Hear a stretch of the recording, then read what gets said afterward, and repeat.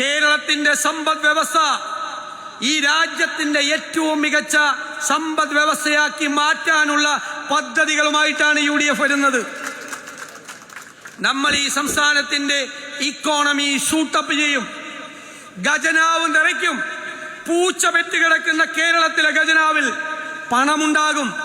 വികസന പരിപാടികൾ നടത്താൻ, ജനക്ഷേമ പരിപാടികൾ നടത്താൻ, സാധാരണക്കാരന്റെ കണ്ണീരൊപ്പാൻ, അവനെ ഹൃദയത്തോട് ചേർത്ത് നിർത്താൻ, അവന്റെ സങ്കടങ്ങൾ അവസാനിപ്പിച്ച് അവന്റെ ജീവിത നിലവാരം ഉയർത്താൻ, പുതിയ തലമുറയ്ക്ക് കേരളത്തിനെ കുറിച്ചുള്ള പ്രതീക്ഷയുണ്ടാകുന്ന തരത്തിൽ അടിസ്ഥാനപരമായ ഒരു മാറ്റങ്ങൾക്കാണ് UDF തുടക്കം കുറിക്കുന്നത്.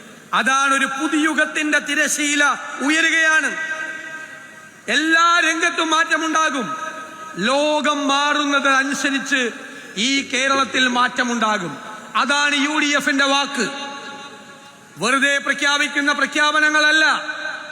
നിയമപരമായ കാര്യങ്ങൾ പരിശോധിച്ച്, പാരിസ്ഥിതികമായ കാര്യങ്ങൾ പരിശോധിച്ച്, സാമ്പത്തികമായ കാര്യങ്ങൾ പരിശോധിച്ച് തയ്യാറാക്കിയ കോൺക്രീറ്റ് പ്രോജക്റ്റുകളാണ് ജനങ്ങളുടെ മുന്നിൽ വരുന്നത്. സ്വപ്ന പദ്ധതികൾ.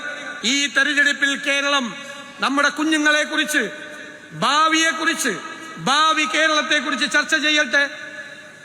അവരാണ് നമുക്ക് ഏറ്റവും വലുത്.